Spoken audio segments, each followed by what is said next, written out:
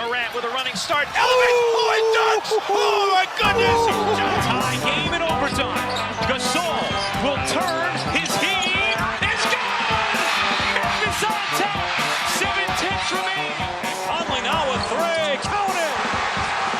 A 15-point lead for Memphis. And Blake Griffin gets into it on the floor with Randolph. Hard to tell if there are any punches being thrown under there, but Griffin took acceptance. Adams going long. Morant. He hit it. Jamorant, insanity. You gotta be kidding me. Welcome to Grits and Grinds, a Memphis Grizzlies podcast. Grizzlies win edition. My name is Keith Parish. The Grizzlies dispatched the Houston Rockets. They got the job done on the second night of a back-to-back in a road game. They have now won 3 games in a row for the first time since their 11-game win streak. It certainly helped that you got to play the NBA's worst team, maybe the worst coached team, maybe the least talented team. Much like the Lakers game, the first half was ragged and disjointed and an offensive struggle. The Grizzlies led 47-44 at halftime. But credit to the Grizzlies for turning it up in the second half, blowing out the Rockets, running them out of the gym. A notable strategic thing, which you know is going to be heavily emphasized on a Grits and Grinds episode. At halftime, they decided to put Brandon Clark in with the starters. Thus, they changed the starting lineup for the second half. They went with the death lineup, and it worked. The perfunctory updating of the death lineup stats. In this game, they outscored the poor Rockets by 13 points in the few minutes they played together. Helped blow the game open, but now, all-time, the death lineup, my lineup, has played 218 total possessions. They're back up to a plus 30 net rating, a 128 offensive rating, a 98 defensive rating. That includes last year's postseason, the 13 possessions they played together last year, and over 100 possessions so far this season. What decides whether or not they're going to start Xavier Tillman or Brandon Clark? Still have no idea. On the surface, going up against Şengün, who is a high-usage offensive center. He's not the biggest of centers, but he's pretty big, high-usage offensive hub. So we think, all right, that's a Tillman matchup. Tillman, coming off probably his best game of the season against the Lakers, didn't do a whole lot in the first half. The Rockets were feasting on second-chance scoring. The Rockets finished this game with 21 second-chance points, so that's another problem for the Grizzlies. That is, though, kind of the only thing the Rockets are good at. But maybe they just thought Brandon Clark was going to be an injection of energy that the team needed on the second night of a back-to-back. For me, going to the death lineup seems like an obvious solution for, hey, let's blow this bad team out of the water, and it definitely worked. Desmond Bane, probably the player of the game in this one. Desmond Bane scored 30 points. That is the first 30-point game he's had since his toe injury. Of course, if you follow me on Twitter, I always say we have to throw out stats against the Rockets, which also you could use against me for my death lineup stats. Are we supposed to just remove the performance against this Rockets team? Maybe. I mean, this Rockets team has been giving up career highs left and right to people. It gave up 71 points to Damian Lillard on Sunday. But whoever the opponent, it was good to see Desmond Bane knock down 6 3-pointers, score 30 points, also get 9 rebounds and 6 assists. Desmond Bane's three-point shooting, part of a three-point deluge. The Grizzlies made a tremendous amount of three-pointers in this game. Tremendous amount for them. The Grizzlies made 17 three-pointers. The Grizzlies' season high for threes in a game is 19. That occurred the last time the Grizzlies played at Houston. So now the Grizzlies are averaging 18 three-pointers per game in their matchups with the Rockets. We got to throw these Rockets stats out generally.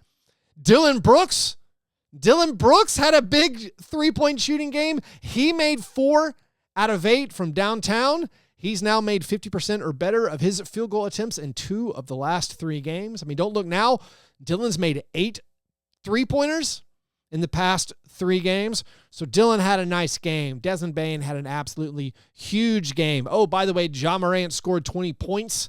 He didn't play in the fourth quarter, which is great. They didn't need him to play in the fourth quarter. The Grizzlies got up by 28, part of the second half rout, and thus the Grizzlies cleared the bench. When they cleared the bench, this is kind of funny. The Grizzlies might honestly have the worst garbage time offense in the NBA. Of course, garbage time doesn't matter in the least. But the Grizzlies keep getting smoked when they clear their bench. This one wasn't a full bench clearing. You still had your regulars in there. Like Tyus Jones was playing, Luke Kennard was playing. Zaire Williams did get in for the final 4 minutes. He managed to airball 2 awkward-looking layups in his 4 minutes of playing time. I'm going to rate that a yikes. Not looking great.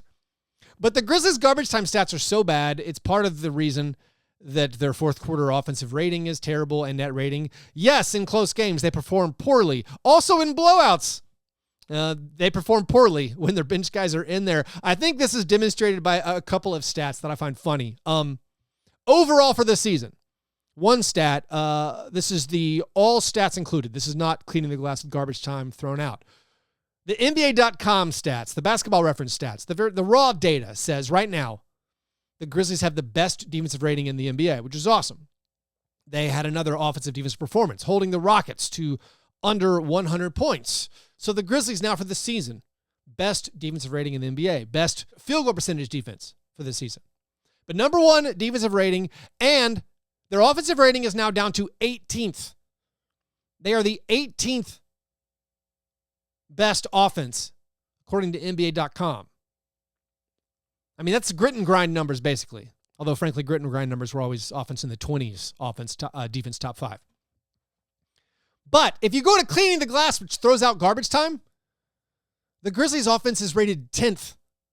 They're 10th in offensive rating if you throw out garbage time. If you include garbage time, they're 18th. We're talking top 10 offense to, bottom half of the league. Fun with numbers. Another way this is demonstrated is if you look at the on-off net rating of some of the guys who don't normally play. Like Kenneth Lofton Jr. Did not play in this one, but he's a little bit of a human victory cigar. Comes in when the Grizzlies are up big or maybe down big. For the season, the Grizzlies have a 68 offensive rating when Kenneth Lofton Jr. is on the court. Sure, some of that's just dribbling the clock out, but that's a pretty bad, funny number. Does any of it matter? Again, I don't know. But the Grizzlies keep giving away these I thought we won by 20. We were up by 28. No, in fact, technically, we didn't win by 28. We won by 14. As the Grizzlies let kind of the gaudy big number slip away. None of that matters. I just thought it was interesting. Jaren Jackson Jr. in this game blocked another 5 shots. He had 17 points and the 5 blocks, got 4 rebounds. Jaren has now caught Brook Lopez for total blocks on the season and is just 2 blocks behind Nick Claxton for the NBA lead in total blocks in the season. I find that very cool because Jaren did not play the first 16 games. Of course, Jaren now qualifies for the leaderboard, so he leads the NBA in blocks per game, but he's now just 2 blocks behind Nick Claxton for the lead this year in the NBA, despite giving Nick Claxton quite the head start. Tillman, by the way, his stats in this start, he finishes with 4 points, 5 rebounds, 3 assists. He got 2 blocks in the second half. Off the bench, Santialdama, another pretty solid game, 9 points, 5 rebounds, and an assist. Luke Kennard kind of comically did not make any of the Grizzlies' 17 made 3-pointers. He missed all 4 of his attempts. A Grayson Allen Memorial scoreless game for Luke Kennard. Tyus Jones made 2 3-pointers, good to see, but was just 3 out of 9 from the field for 8 points and 3 assists. Conchar continued as the 10th man. I thought maybe there was a chance they would try out Roddy in this one. Nope, Conchar played 14 minutes, got 2 assists, 1 rebound, and made a three-pointer. Now with this 3-game win streak, you kick it into this West Coast road trip. You play the Nuggets on Friday night. Huge matchup. The Grizzlies now are 5 games behind the Nuggets. You win the game on Friday, you within 4 games, and maybe you got a race. And you also win the tiebreaker if you win the game on Friday. So that's a very, very big game.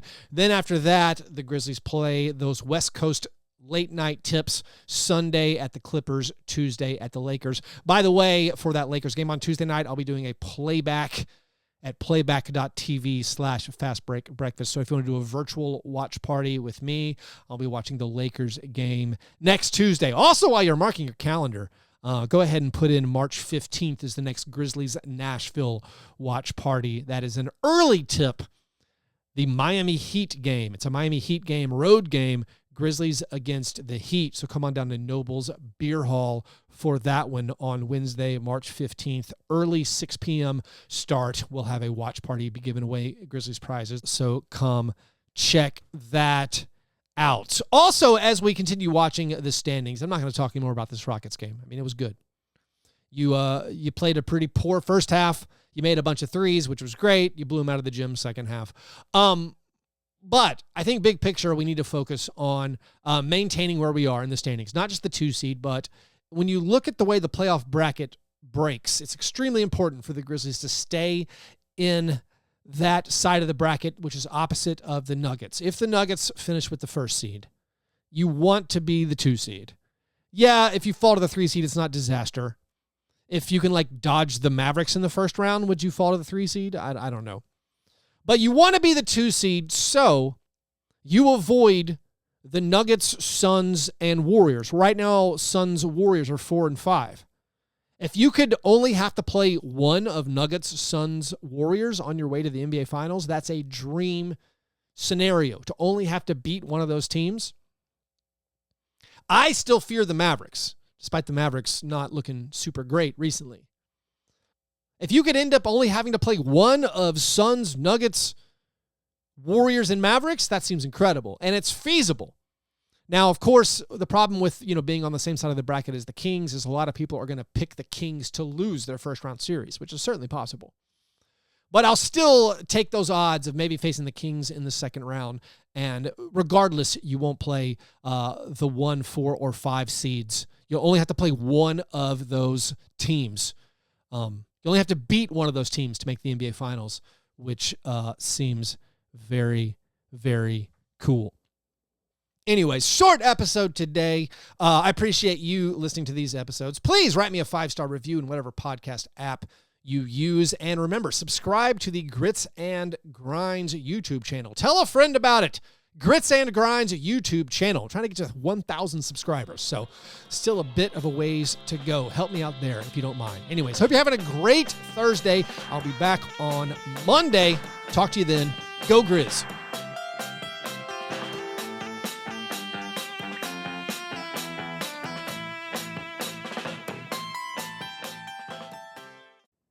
All Grizz all the time. Stay connected and follow at MemGrizz and at Grind City Media across all social channels, including Twitter, Facebook, and Instagram for breaking news, one-of-a-kind content, and all the perspectives you won't find anywhere else.